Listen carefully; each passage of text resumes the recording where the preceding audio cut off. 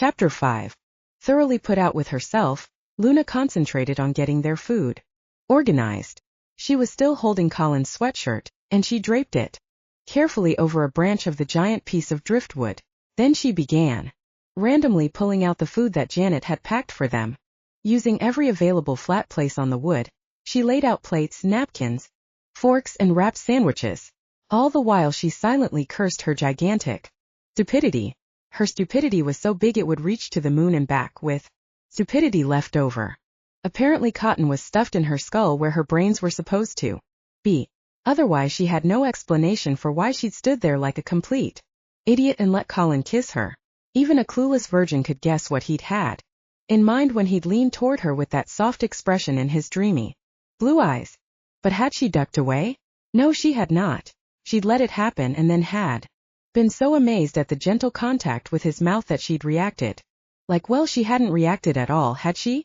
When he'd pressed forward, she could have pressed back and pretended to know what she was doing. She'd seen it a million times in movies. I think we should finish up the martinis, Colin said as he came up beside her. Would you like some more? No, thank you. Getting drunk would put the finishing touch on her imbecilic image. Instead of dazzling him with her business savvy, she'd paraded her lack of sexual experience in front of him. From what she'd observed, males tended to fixate on that kind of information, instead of thinking of her as a competent person in charge of a business venture. He'd think of her as a virgin waiting for Prince Charming to show up. Way to go, Luna.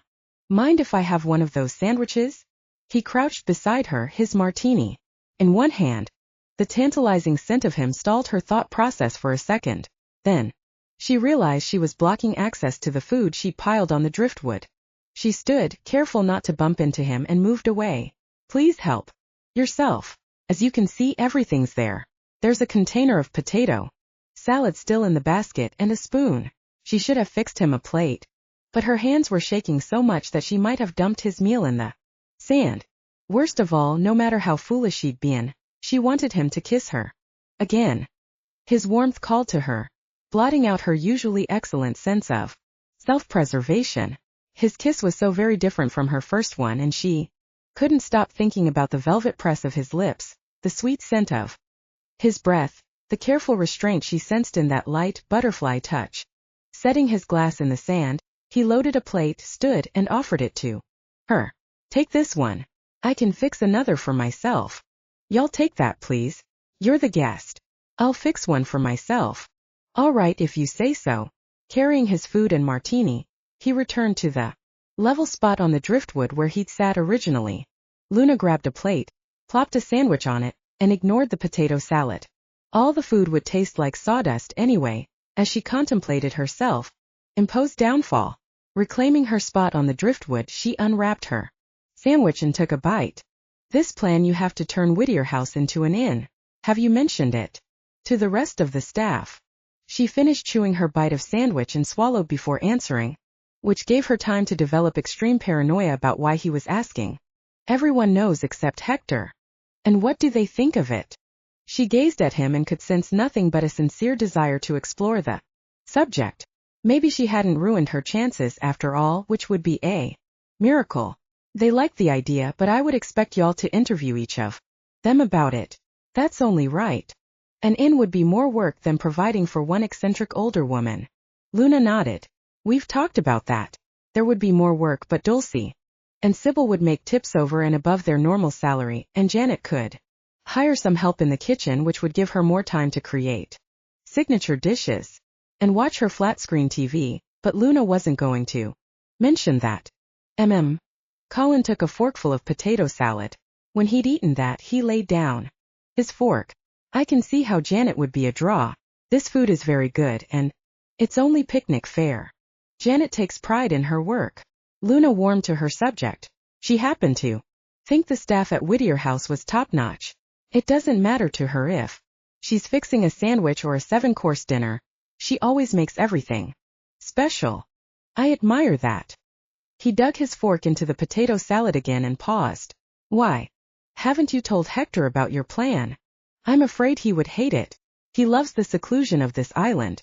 Creating an inn for Wers would change that. And she hesitated to say the rest, but Surely Colin would pick up on it eventually, if he hadn't already.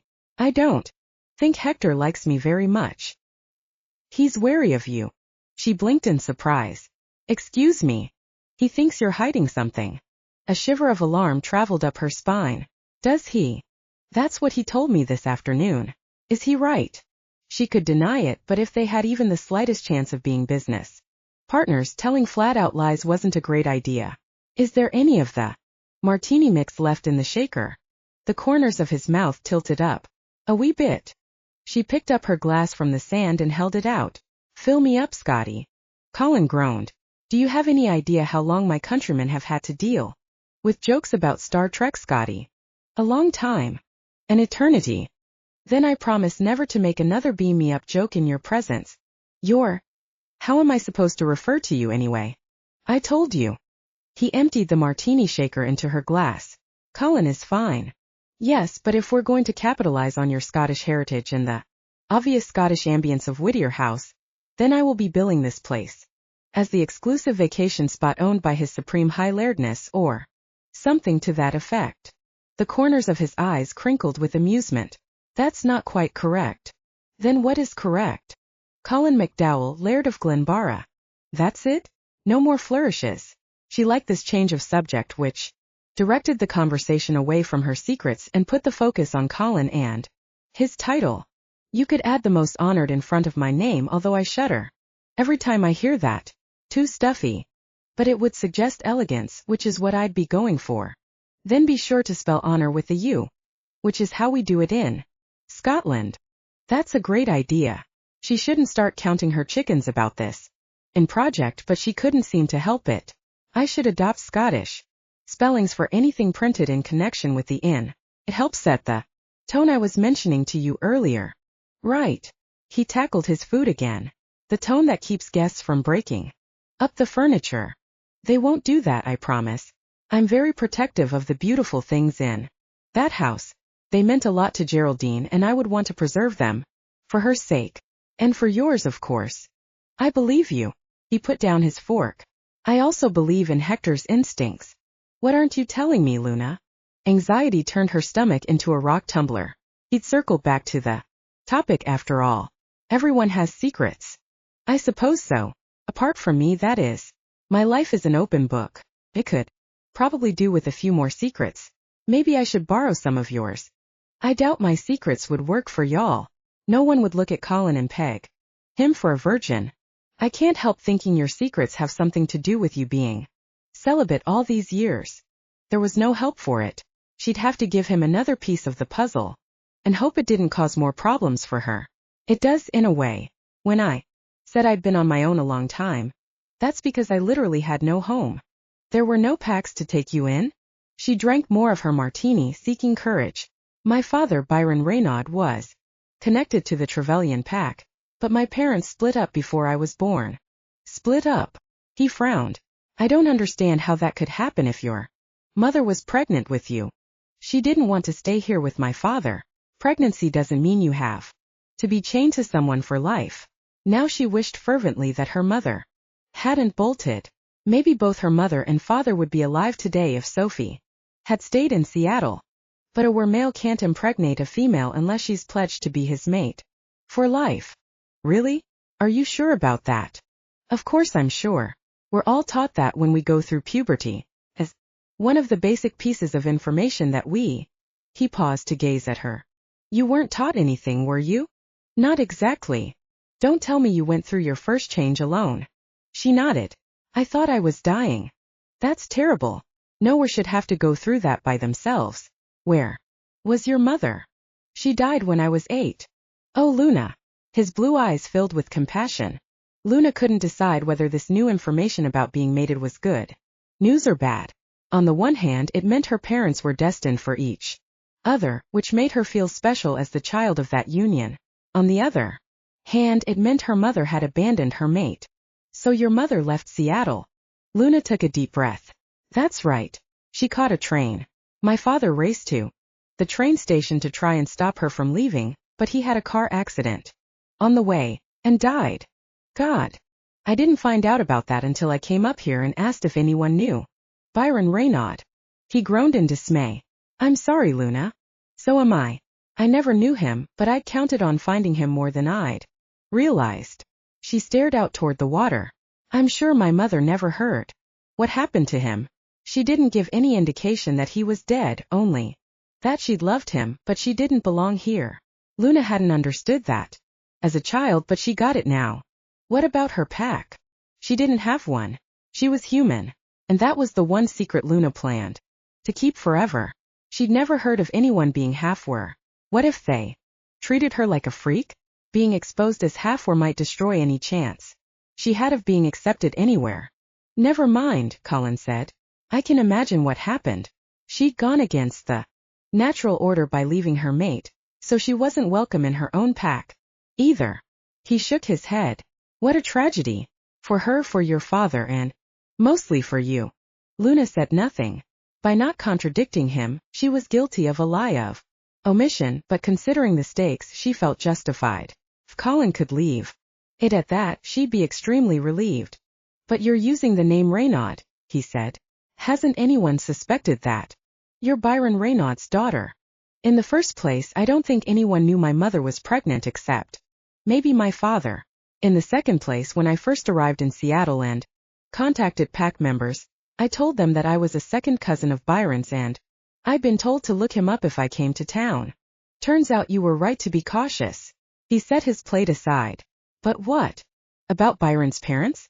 You could have grandparents in the area. I do. She'd made a few more discreet inquiries about Byron's family and had discovered that Edwina and Jacques Reynaud, who lived in a wealthy neighborhood in Seattle, were her father's parents. He cradled his martini glass between his large hands. I'm not the one to say, but it's possible they would welcome you. It's not your fault that your mother left and caused so much pain. You're the child of their lost son, their only tie to him. They also could shun me as the daughter of the one who caused his death, and if they knew that their son had been involved with a human, they would know that Luna was a half-blood. She couldn't risk that getting out. It's true they might reject you. His blue gaze remained steady. As I said, it's not my place to advise you on that. But if it were me, I'd want to know I had a granddaughter.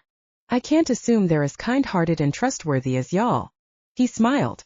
Was that a compliment? Yes, Colin MacDowell, Laird of Glenbarra, it was.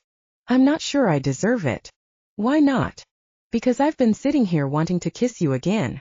Heat flashed through her, the kind of moist, insistent heat that she now recognized as sexual longing. I don't think that's a good idea. Probably not, but I'm peshed enough not to care.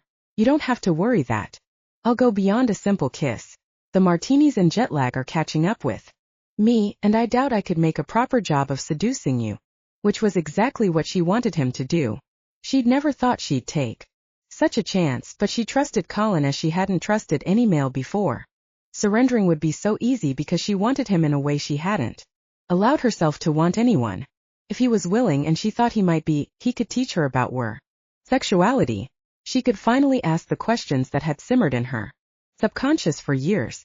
Did wers have sex in human form, wolf form, or both? Was there a mating ritual? Did wolves bite each other when they had sex? She knew nothing, and she hadn't worked up the courage to ask anyone. But expecting Colin to be her tutor had a big problem attached.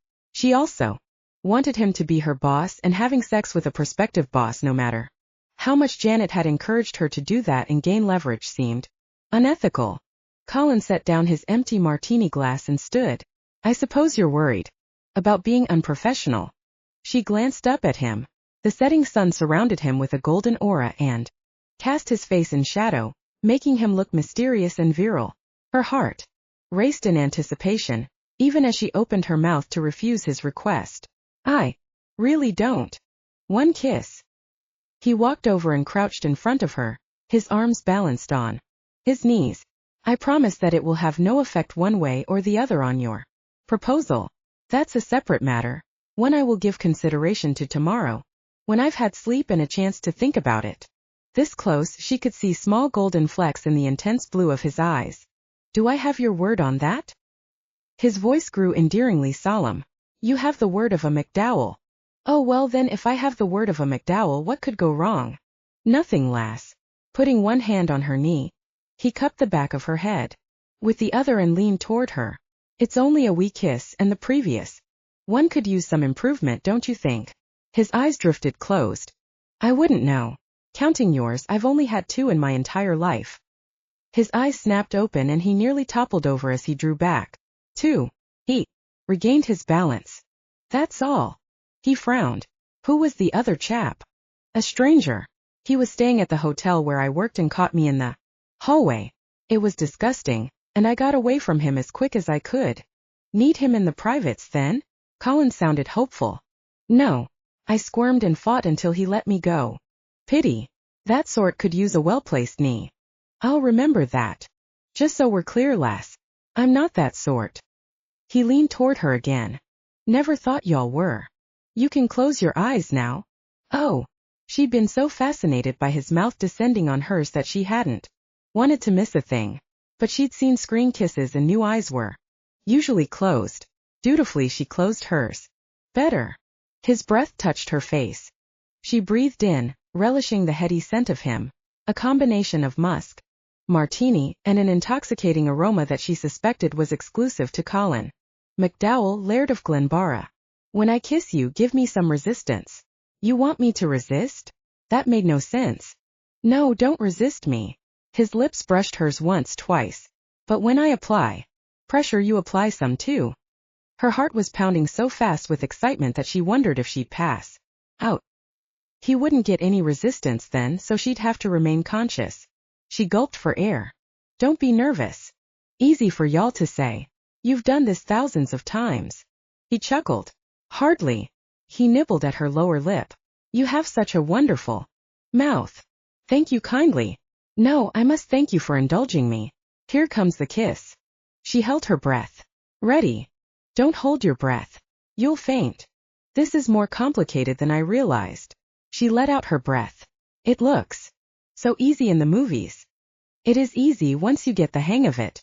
Just relax, and when I make contact, give me something back. His mouth settled over hers. At first she froze, unable to think, unable to respond at all. His warm lips moved gently against hers. Tentatively she matched his movements. Yes, he murmured against her mouth. Like that. Made bolder by his praise, she put more energy into making contact. And then, as if ancient wisdom had finally bubbled up within her, she knew what to do. Grasping his head in both hands, she angled her head and took full possession of his mouth. His low moan of delight told her that she'd figured out this kissing business. His fingers tightened against her scalp and his breathing quickened. She'd succeeded in exciting him, and triumph bloomed in her heart. Then, when she was congratulating herself on the success of this kiss, he lifted his head just enough to end it. Her pride plummeted. Did I do something wrong? Nay, you're doing everything right. But if you would open your mouth a wee bit. Y'all want to put your tongue in my. Desperately. Okay. When he resumed kissing her, she slackened her jaw. Surely this would be gross, but she would endure it because Colin wanted to. Oh my. Oh my. Now the moan belonged to her as she gave herself up to the decadent sensation of Colin's tongue stroking the inside of her mouth. Innocent though she was, she understood that this was what sex with him would be like, and she wanted. The wanting came in a tidal wave that swept aside every thought except one. Wrenching her mouth from his, she cupped his face, gripping him tightly as her gaze bored into his. Have sex with me, Colin. Right now. That's not wise. I don't care what's wise. I want to know what it's. Not now. He gasped for breath. Not yet. As his breathing steadied, he massaged her scalp in a slow, easy motion. But I want to. She'd lost all shame. He'd reduced her to raw, primitive need. Give yourself time, lass. If it is to happen between us, and I'm not saying it will, I want to be rested. You deserve more than I'm prepared to give you. Tonight. She threw back her head and groaned in frustration. Y'all had to go and kiss me. Yes. He drew her head forward until she was forced to look at him. I couldn't let you think that what happened down by the water was a true kiss. Wanted you to know what a real kiss is all about. And as a result, I'm hot and frustrated. Happy now. We all need to go through these stages, and you have some catching up to do. He brushed his mouth over hers one last time and stood. It's getting dark. and I need to go to bed before I collapse. She drew a long trembling breath. Right. She'd conveniently forgotten that. He must be exhausted, but that was partly his fault. He'd started it by wanting to kiss her again. He held out his hand to help her up. Let's go back. We both could use a breather. I guess so. But she knew what would happen once her rational brain took over. She'd chicken out. If he gave her a chance to think things over as he was determined to do, she'd never go through with it. If they'd had sex tonight, she could have blamed her behavior on the charged atmosphere of the occasion. By tomorrow she'd remember all the reasons why having sex with him was a really bad idea, beginning with the most important one, their potential business relationship. Tonight could have been her initiation into the wonders of carnal knowledge by someone who seemed to know his way around the subject. Apparently he thought postponing the event would make it better. She wasn't going to tell him now. But postponing it meant that it wasn't going to happen at all. Chapter 6. Colin's exhaustion was real enough, but that wasn't his only reason for calling a halt. He had some decisions to make regarding Luna, including the business matter of her in project, and the personal matter of wanting her. With the heat of 1,000 suns, decisions on both matters should be made only after due consideration and not on the spur of the moment. This lusty attraction had scrambled his wits, which wasn't a common problem for him. He would like to blame it on jet lag, but he feared it had to do with the beautiful were herself. After he staggered to bed, and just before he fell into a dreamless sleep, he vowed to avoid being alone with her again until he'd sorted out his feelings. Fortunately, he had limited time to be tempted by that deadly combination of innocence and passionate response that had nearly undone him at twilight on Happy Hour Beach. He slept until nearly noon. He barely had time to shower, dress in a cotton long-sleeved shirt and slacks, and grab a quick snack before the real estate agent, Regis Trevelyan, arrived by motor launch. Colin spent the afternoon showing Regis, agreeing were with a slight paunch around the estate. Late in the afternoon, Colin invited him to stay for dinner. He asked Luna to join them and she agreed, but he noticed the rigid set of her jaw every time she looked at Regis. Maybe she thought that Colin had invited him to dinner because they'd signed a contract to list the property. The opposite was true. He'd invited Regis to dinner because the poor chap wouldn't get the business after all, and Colin wanted to offer him dinner as a small consolation. The dining room had never looked better, and Colin gave Luna and her hard working staff credit for that. Beeswax tapers cast a mellow glow over the dark paneled walls, and flowers graced the center of the table and the sideboards as well. Luna had pinned her hair up in that sexy, mysterious way known only to women, and had worn a simple ivory dress that outlined her body so deliciously that she was driving him slowly insane. But that was his personal problem. Even with that distraction to deal with, he could see that she was an excellent hostess. In her hands, Whittier House would flourish as an inn for worse. He still had to mull over the particulars, but he was increasingly inclined to consider her plan. He'd never really wanted to sell Geraldine's house anyway. Amazing job on the salmon, Regis said as Janet cleared the dinner plates. Thank you. Janet beamed at him and continued to gather the empty dishes.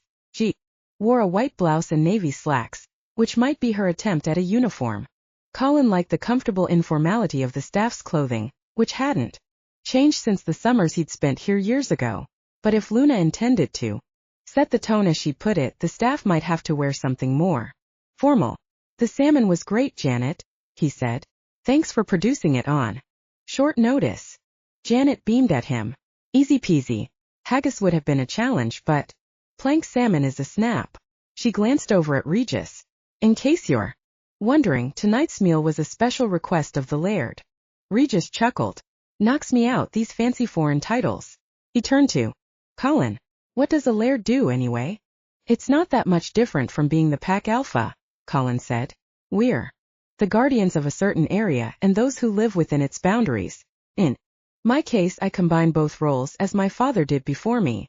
Regis drank the last of his wine, an excellent white from the Whittier House cellars. And the last thing you need is another responsibility on the far side of the world, right? I thought so, and that's why I scheduled this appointment with you. And I'm honored that you did. Regis was practically licking his chops. The Commission on the sale of Le Floret and the castle on it would bring him a year's worth of income. But Luna has presented me with a most intriguing proposition. Colin glanced at her and savored the surprise and pleasure in her green eyes. She's suggested turning Whittier House into an exclusive resort. I'm seriously considering the possibility. Regis looked as if he'd bit into a lemon. Risky business, the hospitality industry. Fortunes have been lost trying to gauge the tastes of the fickle public. But this is a specialty area, Luna said. Not many places cater specifically to wares. Whittier House is already set up for that, including the need for open spaces, specially designed exits and entrances, and the most important aspect of all, seclusion. Regis gazed at her with new respect. You have a point, and wares do tend to have money to spend on luxury accommodations. I know of one large hotel that caters to wares. It's near Denver in Estes Park. I've heard of that one, Colin said. A large ware conference is scheduled there, but I've forgotten when. Sometime in the next 6 to 8 months, I think, Regis said. But back to your venture. Do you really want the headache of operating a business from your estate in Glenbara? Why not just sell and be rid of the responsibility? Luna clutched her napkin and leaned forward. Candlelight danced in her glossy, dark hair. Or postpone that decision until the market for such properties is more lucrative. And in the meantime, create a guaranteed revenue stream. Regis glanced over at her. And you would run the facility? I hope to, yes. And the cook stays? Luna nodded. She's a key factor in whether this would work. I agree. Regis settled back in his chair and patted his mouth with his napkin. I hate the idea of losing the business, but if you two follow through with this plan, I'll book a couple of rooms.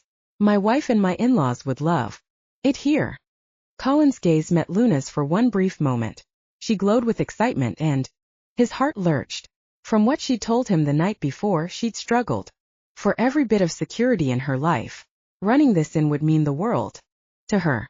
He understood the drawbacks of owning a business so far away from his home base.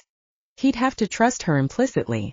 Despite sophisticated means of communication, he still couldn't supervise the operation adequately from Scotland. But, the devil take it, he wanted to do this. His reasons were complicated and he wasn't sure he'd examined all his motives as thoroughly as he should. Some of them might be less than noble. He wanted Luna more so with every passing moment in her presence. She would be grateful to him if he gave her the job of running the inn, but he didn't believe in that kind of coercion on the part of males over females. Besides, she could have scruples against becoming his lover if he confirmed that he would also be her boss. Damnation, he knew she'd have scruples. She'd said as much last night on the beach, but she'd also agreed to kiss him. One thing he knew for certain. If he rejected her plan to turn Whittier House into a luxury vacation spot for wares, then he would have no reason to ever see her again once he left for Scotland. If he agreed to go along with her plan, they would have to work together to make it happen. He'd known her for a mere 24 hours, and many of those hours he'd been asleep in his old bedroom, but they'd also comforted and supported each other. During the scattering of Geraldine and Henry's ashes, a ware's true colors tended to shine through in moments like that, and Luna had provided the kind of calm strength that had kept Colin steady and focused. She was special, and despite being a wee bit jet-lagged even now, he had the good sense to recognize how amazing she was. Whether they became lovers or decided it was too risky under the circumstances, she deserved a chance to create a haven for herself and other wares on Le Floret. Luna barely tasted dessert, and that was saying something because Janet had made her favorite, a rich cheesecake laced with chocolate. But who cared about food when a person's dreams were about to come true? She kept sneaking glances at Colin, who seemed to be enjoying his dessert and coffee just fine. As for Regis, he asked for seconds as he praised Janet's cooking to the skies. When he was offered an after-dinner liqueur, he accepted that 2+a refill. Luna thought he'd never leave. If Colin really meant what he'd said, and he struck her as a man of his word, then they had plans to make, timetables to create, menus to plan, rates to discuss. She had ideas about all of that. An Excel file on her computer held every detail and brainstorm that had occurred to her since she'd hatched this concept. That had been a mere 5 days ago. She vividly remembered walking the beach in total despair at the thought of being forced to leave Whittier House. Out of pure desperation, she'd come up with the idea of an inn exclusively for Wers. She'd thought it was highly original, but after going online she'd discovered a Wer retreat in Colorado, the same one Regis had mentioned tonight. That seemed to be the only one though, which meant the market was wide open in Washington state. She wanted to run across the beach, fling out her arms, and shout with joy. This would work. Instead she had to sit at this elegant table and listen to Regis discuss his golf swing. Luna knew as much about golf as she did about the mating habits of a duck-billed platypus, and a conversation about the sex life of a platypus had a lot more going for it in her opinion. But Regis wouldn't be the only dull guest she'd ever have to entertain once the inn opened for business, so she did her best to look fascinated. Colin knew something about golf, so he held up his end of the conversation admirably. She hadn't realized that Scotland was the birthplace of the game, but Regis seemed thrilled to talk with someone who had actually played the St. Andrews course. Darkness had fallen by the time Regis finally summoned his private motor launch from Friday Harbor, the nearest marina to Le Floret. I'll walk you down to the dock, Regis. Colin left his chair and came around to help Luna out of hers. Do you want to come with us? Not when she was dying to relay the good news about Whittier House to Janet, who would still be in the kitchen finishing her cleanup duties. Thanks, but I need to check with Janet and make sure the dishwasher's running okay. It was acting up this morning, and if it still is, I'll call a repairman first thing in the morning. Be sure and give her my compliments again, and put me down for your opening weekend, Regis said. I'll do that. Opening weekend. She wanted to spin in place at the prospect, assuming Colin doesn't reconsider his decision. Testing. I can't imagine why I would. Colin glanced at her. But we have several details to go over. She laced her fingers together to keep from clapping like a 4-year-old who'd been promised ice cream. Yes, we do, and I have a prioritized list, along with any ideas that have come to me. It's all stored on my computer. Difficult though it was, she forced herself to be sensible. It's late, though. We can check that out tomorrow. His blue eyes flashed with amusement. I'm surprised you want to put it off that long. Not for my sake, but y'all are still recovering from your trip. I'm recovered enough to look at your information. After you check on the dishwasher, fire up your computer. I'll be back in a few minutes. Perfect. She couldn't have kept the smile off her face if she'd been paid to do it. My office is the one that used to be Henry's. I figured that out when I took Regis on a tour today. It's an elegant estate. Regis glanced around the dining room one last time. I predict this inn will be extremely successful. Luna started to say that she hoped so, but decided that response was too meek. Thank you. I'm positive it will be. Regis still couldn't seem to drag himself away. As he chatted about the tapestries and the paneling, Luna reminded herself that a guest's reluctance to leave was a good sign, but she wanted Regis gone so she could celebrate with Janet. Finally Colin managed to edge Regis to the dining room door. Once they'd stepped into the hall, Luna turned and hurried through the door into the kitchen where Janet was wiping down the counters. Janet glanced at Luna and stopped wiping. He's going for the inn concept? Luna kept her voice down because she was afraid Colin and Regis were still in the house. It looks like he will. But don't start shouting or anything. Think they're still in the hallway. Janet pulled her cell phone from her apron pocket and punched in a number. Dulce? Get your ass down here. And bring Sybil. We have news. Returning to the door into the dining room, Luna opened it a crack and heard the solid thud of the front door closing. They're gone. So what's the story? He's not listing the place with Regis. Nope. Luna couldn't keep the triumph out of her voice. He told Regis that he liked my idea and wouldn't be putting the place up for sale, at least not at this point. Hallelujah. Janet twirled her dishcloth over her head as she danced around the kitchen singing an old Lionel Richie party song. Luna joined in, singing and gyrating past the stainless steel, professional grade appliances that Geraldine had bought years ago.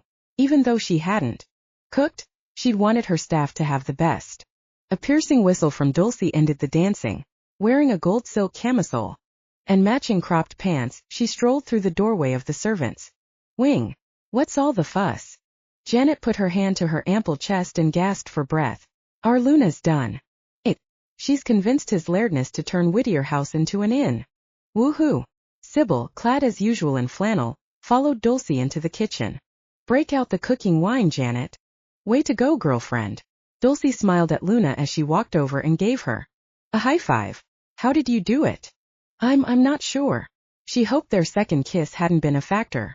Colin had promised that wouldn't make a difference one way or the other. It may be a simple matter of him not wanting to sell for sentimental reasons, and now he has a good alternative. Dulcie gave her a knowing look. Or he figured out if he wants to get cozy with you, he has to let you manipulate his assets. That's funny, Sybil said. You're good, Dulce. I try. But knowing Luna, Sybil added, I don't think she has that kind of maneuver in mind. I absolutely do not, Luna said. Still, Dulcie could be right about Colin's motives. Sybil glanced at Luna. Dulcie often is right about matters concerning the male of the species. I don't care why he's doing it. Janet pulled 4 juice glasses out of a cupboard, grabbed a bottle from the immense stainless refrigerator and poured them each a glass.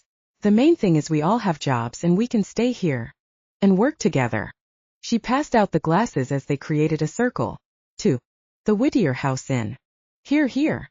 Dulcie tapped her glass against each of the others. And to Luna, who saved our collective asses. Flushed with a sense of camaraderie and success, Luna took a hefty swallow of wine. She was surprised by how smooth it was. Pretty good for cooking wine. It's not cooking wine, Janet said. Geraldine gave me this bottle for Christmas. Oh. Sybil immediately put her glass back on the counter. You shouldn't be giving it to us. It's special. That's exactly why I'm giving it to you. I opened it the day after she died. But I didn't make much of a dent, as you can see. Didn't have the heart for. So drink up. She would have loved knowing we used her gift to celebrate the start of a new venture that keeps us all together. She definitely would have approved of the inn concept, Dulcie said. I hope so. Luna sipped her wine. I've worried about that. Geraldine loved her privacy. Would she hate the idea of inviting a bunch of strangers into this house? Dulcie shook her head. I think it wasn't so much privacy she loved as independence from any particular pack. We'll still have that, plus the house stays in the family and we all continue caring for it the way we've done all these years. I agree. Sybil retrieved her glass. To Geraldine. To Geraldine. They all chorused, clicking their glasses together. Luna glanced at her watch. This has been great, but I should get back to my office. Colin's meeting me there to go over a few things. I plan to show him my projections. I'm sure he's dying to see your projections. Dulcie wiggled her eyebrows as she stared at Luna's chest. Stop it, Dulce. Luna frowned in disapproval. This is strictly business. Odd time to be doing business. Janet winked at her. Luna felt the heat rising to her cheeks. His body clock's all messed up. I've never flown internationally, but I've heard that you get your nights and days confused. You don't have to make up cover stories for us. Dulcie adjusted the strap-on her camisole. Personally, I'm all for whatever makes the laird happy. Wouldn't mind taking on that assignment, but Janet and Sybil have convinced me that you're the were for the job. Nothing's going on between us. Luna eliminated the kiss from consideration. Because Colin had said, damn it, that a kiss wouldn't affect his decision one way or the other. She'd hold him to that too. Dulcie obviously wasn't buying her protestations. Just tell me one thing. She leaned closer. Did his decision to keep Whittier House involve a blowjob? Not to my knowledge, said a very male, very laird-like voice from the doorway that led into the dining room. But then I've had a horrible case of jet lag, so maybe I missed that. Chapter 7. As all 4 female were stared at Colin, he realized that Dulcie's question about oral sex wasn't far off the mark. He'd approved the in-plan partly because he hoped he and Luna would get to know each other better, perhaps even become lovers. After seeing Regis off, he'd been ridiculously eager to get back to her, and when she wasn't in her office, he tracked her down here. Apparently Luna's co-conspirators supported using sexual favors to gain the outcome they desired. He wondered if the others had any idea they put their money on an untried virgin. He doubted that Luna had confessed her situation to anyone until she'd told him about it the night before. Dulcie, who didn't seem to mind being caught wearing silk nightwear, was the First to address the awkward situation. Please excuse us, Colin Sir, your Royal Laird of Glenbuggy. Glenbarra. He cleared his throat to disguise a laugh. And I'm afraid the word royal isn't part of my title. Of course not. Sybil, looking somewhat granny-like in her flannel gown, leaped into the fray. I'm sure Dulcie knew that. She glared at her fellow housemaid. I knew that. Dulcie braved it out with a wink. Just teasing ya. Exactly. Janet smiled brightly. You know how it is. Females get body when we think no males are around. We meant no disrespect to you, someone we admire, or Luna, someone we both admire and love. Then Luna, her cheeks rosy and her chin lifted, faced him. I take full responsibility for any distress this gathering or our remarks have caused. Y'all. It's fine. I'm not. I should have gone straight to my office as promised, but instead I came back here to share the good news, which probably wasn't my place. She plowed on, clearly needing to explain. But in my excitement I didn't think of that. Having the chance to stay on LaFlorette and be a part of Whittier House means the world to us. Colin's heart squeezed because he knew how sincere that speech was. I can see why it would. This island is special. Oh, and the wine is Janet's, Luna continued.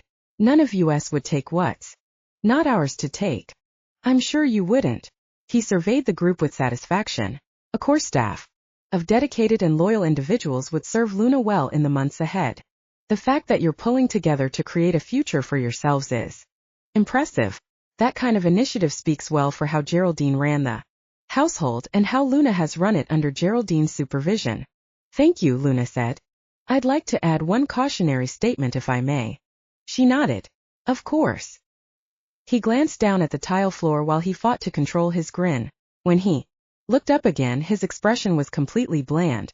A blowjob is a powerful weapon. It should be used wisely.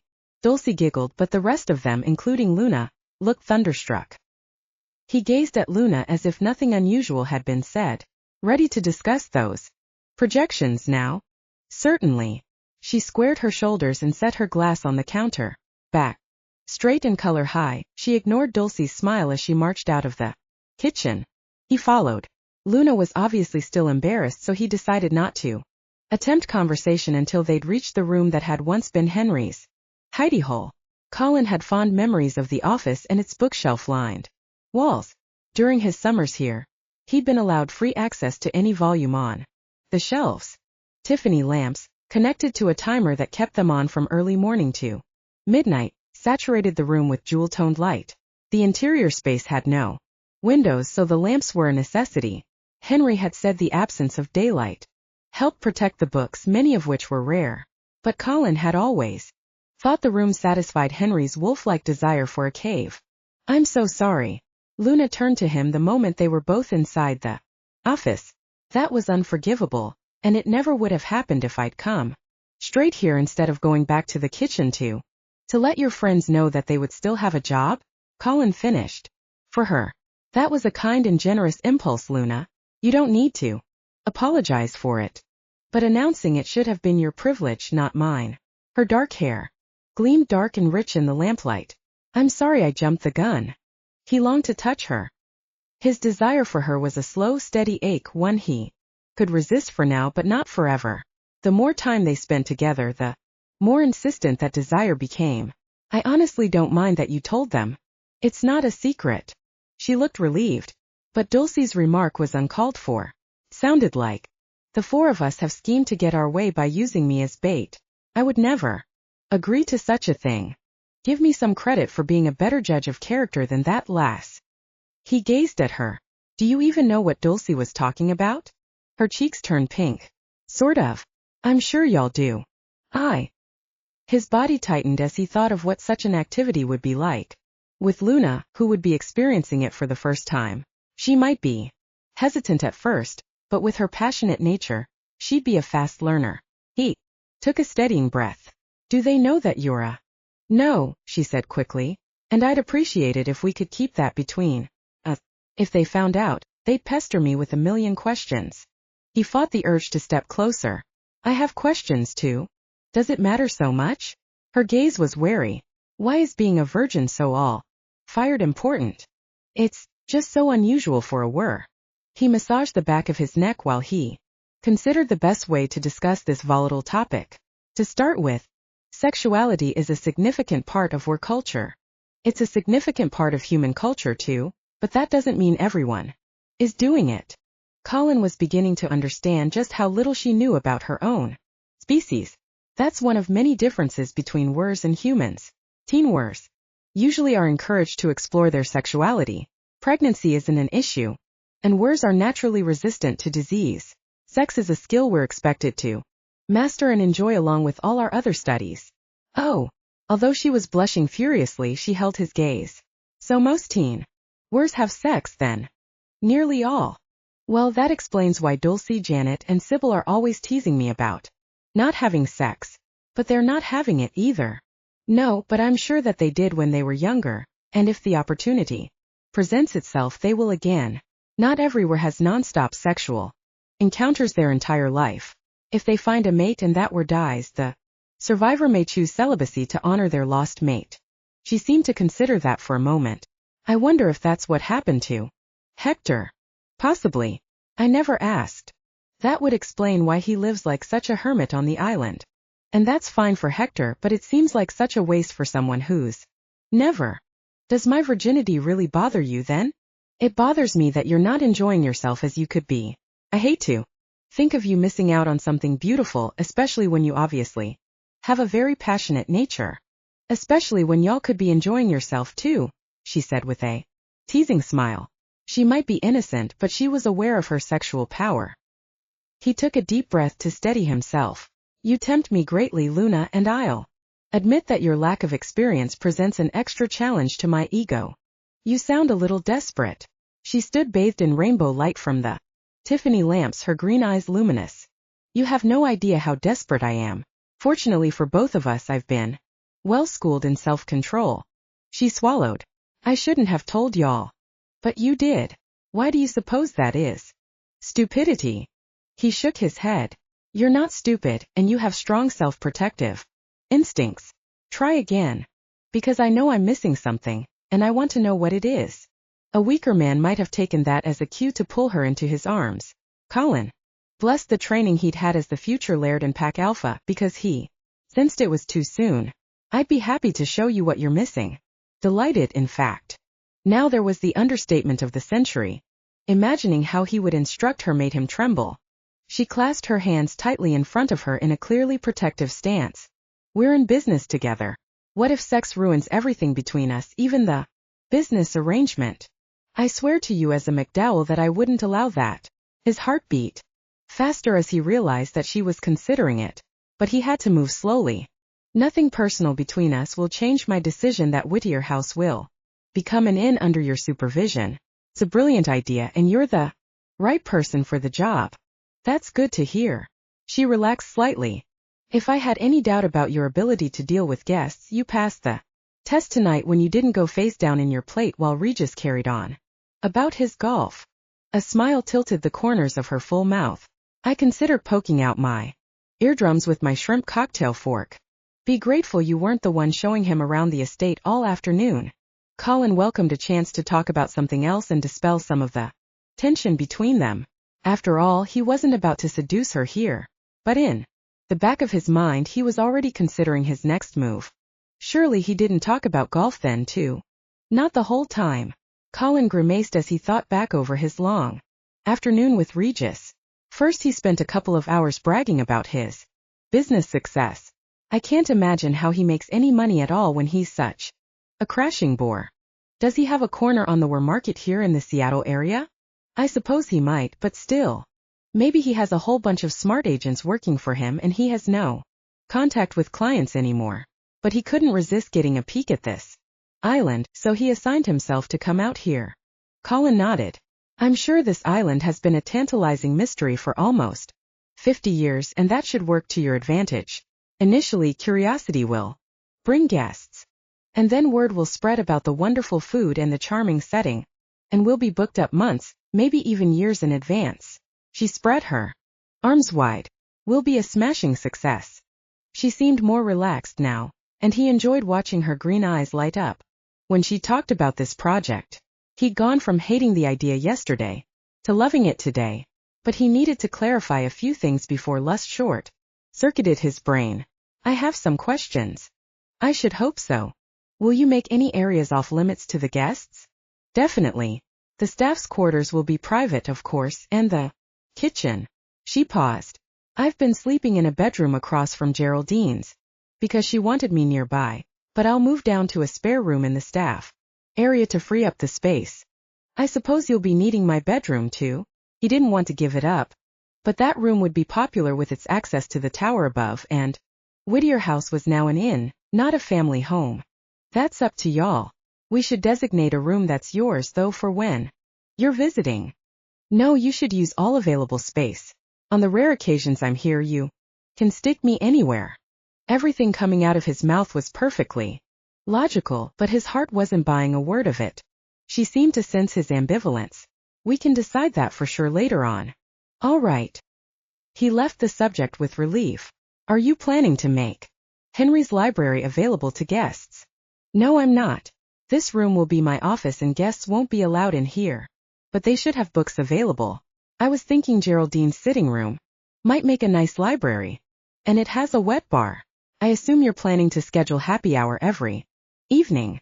I think Geraldine would haunt me if I didn't. That made him smile. Aye, she would at that. Picture me registering guests and saying drinks will be served at 6 in the library. It has a nice ring to it. I agree. Her sweet scent beckoned to him, and he realized he'd unconsciously moved closer. You're going to be a natural at this, Luna. Guests especially. Male guests would be drawn to her too. Sooner or later and eligible would express interest.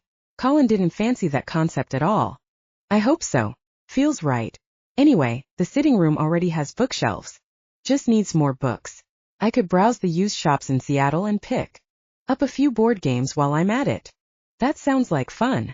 He had a sudden appealing image of strolling around musty old bookstores with Luna and stealing a kiss in a narrow and secluded aisle. Maybe we could do that before I leave. And when are you leaving? I don't remember a time being set. He sighed. I won't be here long, I'm afraid. A week is all I've allowed myself. My father's health isn't great, and my brother Duncan is something of a loose cannon. Then we need to prioritize.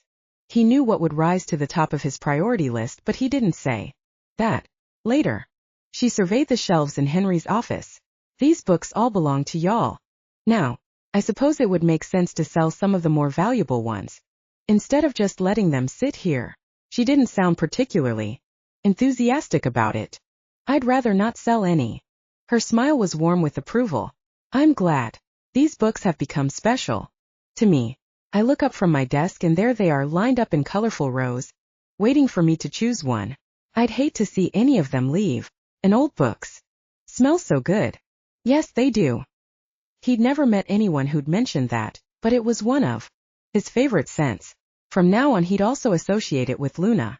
I used to spend hours in here. Henry let me read anything, even if it was a first edition worth a great deal of money. Geraldine said he was generous. She laughed. Well, obviously he was if he built her a castle. But I've always wondered why he made it so big with so many bedrooms. Luna cocked her head. She never told you? No, and I didn't think to ask until now when it's too late.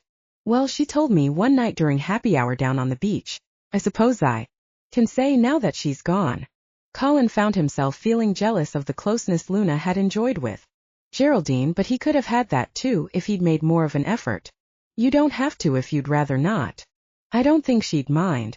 But first of all I have to ask where Henry and Geraldine considered truly made it. I'm certain of it. Colin had fond memories of watching them hold hands and steal an occasional kiss when they thought he wasn't paying attention. Then I don't understand because they tried and tried to have children and couldn't. Why not? Being truly mated doesn't guarantee pregnancy. It only means you can't have a pregnancy unless that condition is met. He thought about all the bedrooms in Whittier House. I can't believe they planned to have enough children to fill the place. No, but they wanted a bunch. They added the extra space so that any who chose to stay on the island could do so, even after they made it. I think Henry and Geraldine secretly wanted to start their own pack. So they wanted children after all. Colin had convinced himself that children hadn't been important to Geraldine, but now he could see why his visits had meant so much to her. I've been a sorry excuse for a nephew. That's for bloody sure. Luna rested her hand lightly on his arm. Don't blame yourself. She wouldn't want that. Her touch, even though it was muted by the sleeve of his dress shirt, jolted him out of his guilty reverie and tossed him right back into a hot cauldron of lust. He looked into her eyes, and he must have transmitted every bit of that surge of lust with one glance, because she jerked her hand away as if she'd laid it on a hot stove. Yet she held his gaze. Do I scare you? He asked. Some. I don't mean to. I know. It's me. I hadn't spent much time alone with the malware until you arrived. Are you ready to call it a night? He fought the strong urge to reach out and stroke her cheek as he would a frightened child, except she was not a child. And once he started touching her, he wasn't sure how easily he'd be able to stop. He clenched both hands into fists and wondered if he should make a move. Probably not. She moistened her lips. So y'all don't want to go over my income projections. That southern drawl of hers just might be his undoing. Slid over him like warm honey, and he longed to hear how sweet and seductive that voice would become once he'd introduced her to the wonders of mutual satisfaction. His groin tightened, warning him that there were limits to his self-control. Let's do that tomorrow. Okay. Her eyes searched his, as if uncertain how the dance should go. Then, I'll say good night. She turned toward the door. He didn't want her to go, but he didn't have any reason to ask her to stay. That didn't involve stripping naked. He didn't think she was ready for that. Of course he couldn't be sure what she was ready for, because he hadn't dealt with a virgin in years and he was out of practice. Then he had an inspiration. I'm going to set up my telescope on the roof. Do you like stargazing? After he said it, he groaned inwardly. What an obvious ploy to get a woman alone in the dark. She turned back to him, her face alight. I've never tried it, but sure. Geraldine told me how much you used to enjoy it. Then let's do that. At first he was astonished that she didn't laugh at his clumsy attempt to coax her into an area that contained a bed. Then he realized that she wasn't sophisticated enough to laugh at what would have been obvious to any other female but was not obvious to her. I'll go change into jeans and a sweatshirt and come to your room. See you soon. She hurried out of the library and headed toward the back stairs that were a shortcut to the corridor where she currently had a room. Colin followed her out and walked toward the entry hall and the main staircase leading to his wing. As he climbed the stairs, he told himself not to expect the stargazing plan to pave the way for sex. It might though, and if it did, he'd make sure the experience was all it should be. After years of celibacy, Luna deserved excellence, and providing that was his responsibility. He felt the weight of it crushing some of his anticipation. Then again, as a virgin, she'd have no basis of comparison. She wouldn't know if he was great, adequate, or dismal. The weight lifted and his anticipation returned.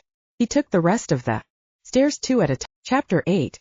Luna wasn't sure what she wanted to happen tonight, but she was thrilled for an excuse to stay with Colin a little longer. Being with him created a buzz of excitement deep inside her body, and for the first time in her life she didn't try to tamp down that delicious vibration. She took off her ivory dress, one she'd carefully chosen for tonight's dinner, because she felt more sophisticated when she wore it.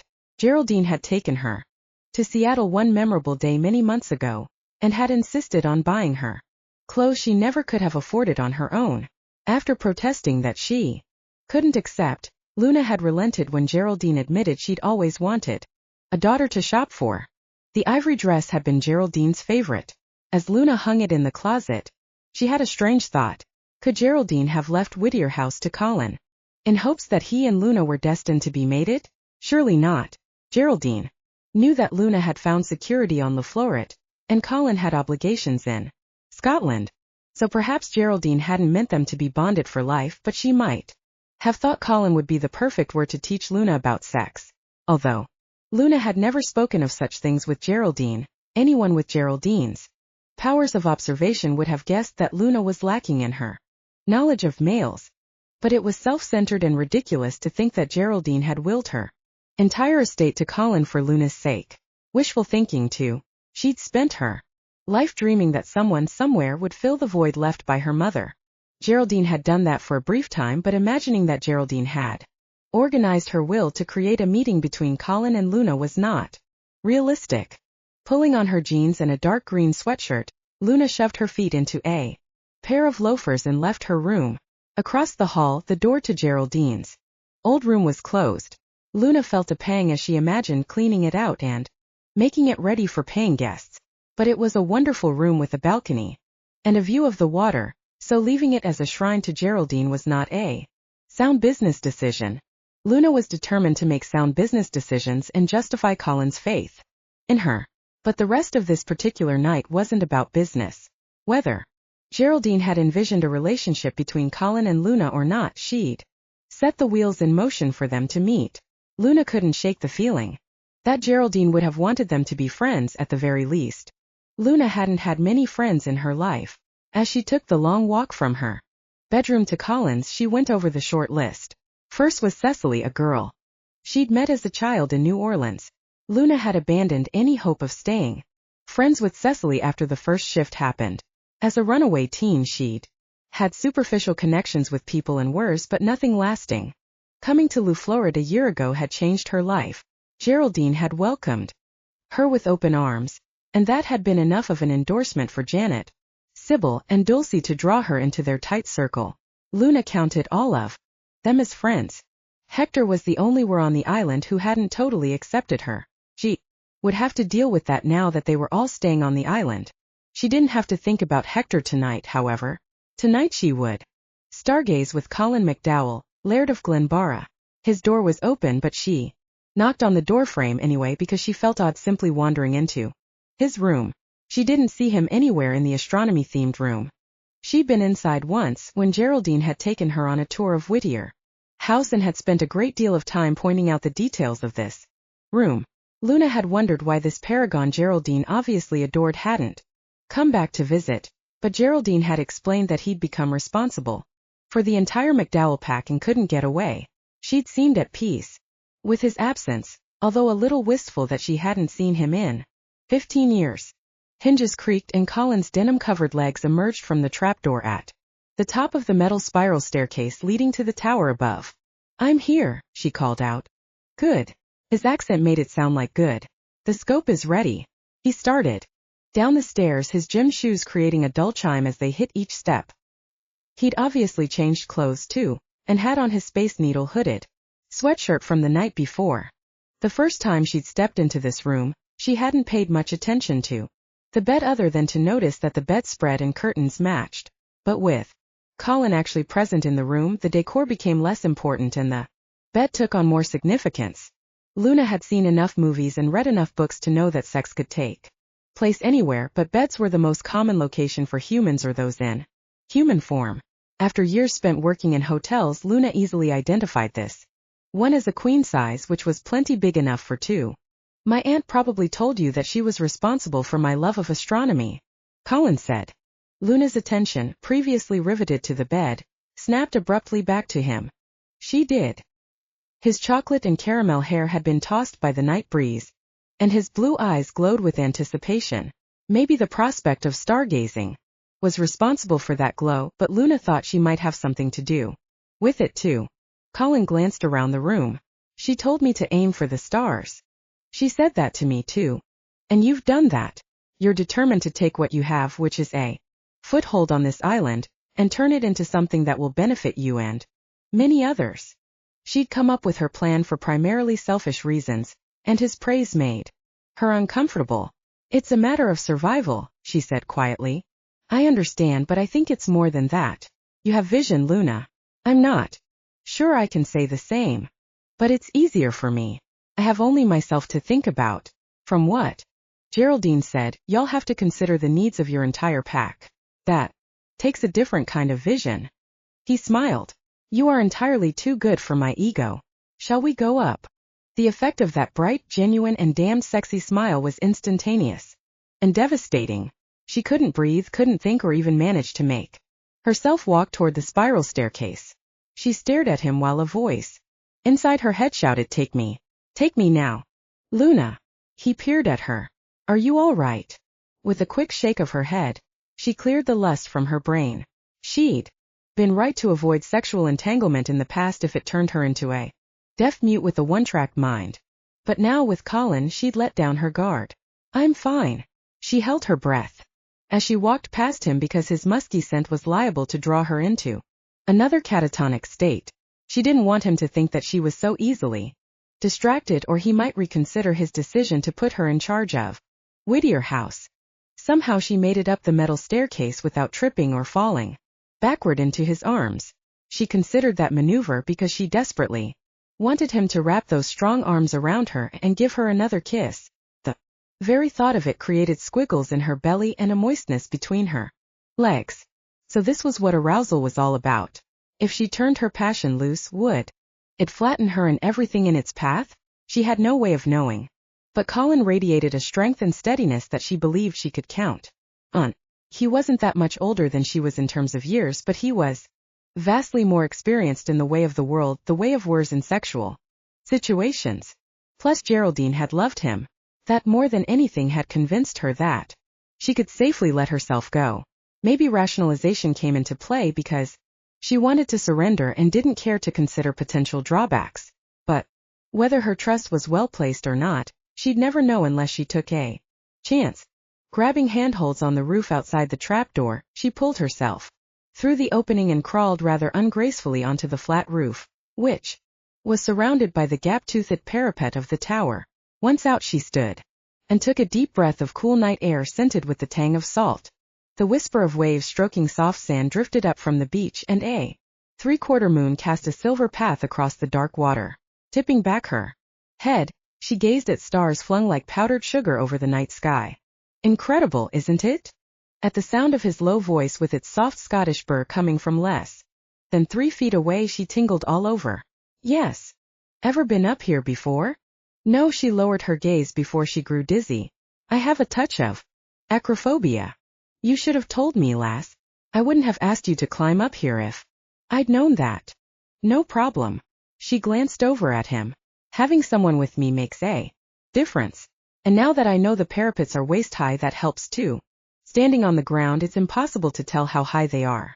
If they'd only been a foot or two, I'd be hyperventilating right now. As it was, she still felt slightly breathless, mostly because he appeared mysteriously sexy.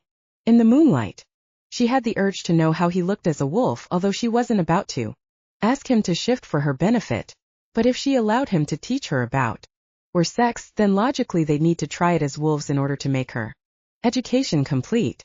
Thinking of that made her shiver with pleasure. He moved closer. Cold? Not really. If you are, I brought up a quilt from my bedroom. Oh. The word came out high-pitched, almost but not quite a squeak. He chuckled. Don't worry, lass. I'm not going to pounce on you. If only you would and make the decision for me. I'm sure y'all aren't the pouncing type. His smile flashed in the silvery light from the moon. What type do you think I am then? The gentle, persuasive type. And that worked for her too, especially if he'd start persuading sometime soon. She did sort of want to look through the telescope, but she really wanted him to kiss her. My brother Duncan would disagree with your assessment. He says I'm dictatorial and demanding. Oh, and old-fashioned as well. Mustn't forget that bit. Why? She wondered if this was a side of Colin she should know about if he was going to be her boss. I believe in heeding the lessons from the past, and he doesn't. His tone was light, but an undercurrent of anger filtered through. I've never been part of a family, but isn't that the way the oldest and youngest tend to roll? Roll? He seemed confused. It's an expression over here that means how someone operates in the world. Ah. He sighed. Then disregarding the past is how Duncan rolls. And instead, y'all treasure it. And respect it. I'm glad, because if you didn't, you'd probably be selling Whittier House to the highest bidder. True. He rubbed his knuckles against his chin in what seemed like an unconscious gesture. About that, I know it's not practical, but I'd like to make my old bedroom off-limits to guests. I was hoping you would. When he was gone, she'd take comfort in knowing he had a designated space here at Whittier House, and that he wasn't quite as transient as he'd imagined. Gives me a place for my telescope, he said with a grin. Exactly. Come on over here and take a look. He walked toward the tripod he'd placed near the parapet. "I've focused it on Saturn. It's the most dramatic one. Just look into that eyepiece there." "Okay." She found his enthusiasm endearing. Crossing to the telescope, she leaned over and peered through the lens. Her breath caught at the image, which was so clear it could have been a poster of the ringed planet. "I see it. Don't know what I expected, but this is amazing. My aunt provided me with a really fine telescope." His hand came to rest on her shoulder. "I didn't realize how expensive it was until I bought myself one in Scotland." She felt the warmth of his touch down to her toes, and suddenly the image of Saturn didn't interest her at all. That was a shame, because it really was exciting to be gazing out into space at a planet so far away from her. But his hand on her shoulder was a million times more exciting, and a million times closer than Saturn.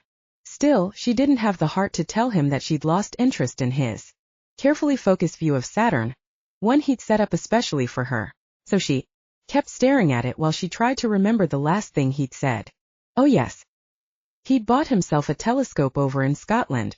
Are there places to stargaze in Scotland? Her voice sounded a little quivery, but maybe he wouldn't notice. Aye, Galloway Forest is a premier spot. He massaged her shoulder in a slow, circular motion. Her body began to hum, but for all she knew, he wasn't even aware of what he was doing. He was, after all, crazy about this astronomy stuff and might have forgotten all about her sexual education. Trying to be delicate about it, she cleared the huskiness from her throat. Lots of stars. At least 7,000. He continued his absent-minded caress. That's quite a few. Her heart pounded so loud that she thought he might be able to hear it.